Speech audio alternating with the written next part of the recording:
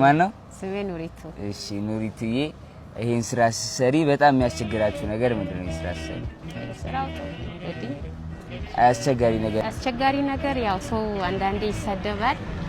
ቢሰደብም ሲሰሩ አዎ፣ ለምን አቦነናችሁ ምናምን ብሎ ያወራሉ። አቧራ አቦነናችሁ ላይ አዎ። ኦኬ። እሺ ኑሪቱዬ፣ ቤተሰብ አለሽ? ልጅ አለሽ?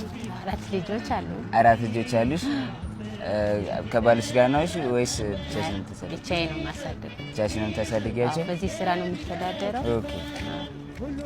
ቤት ተከራይተሽ ነው የምትኖሪው? አዎ ተከራይቼ ነው። ቤት ኪራይ ስንት ነው? ቤት ኪራይ 5000 ነው። 5000 ብር ነው። እሺ ኑሪቱዬ፣ ብዙ ካሽ አላስኩኝም ወድ ስለሆነ ዛሬ ያው 10000 ብር የ2 ወር የቤት ኪራይ።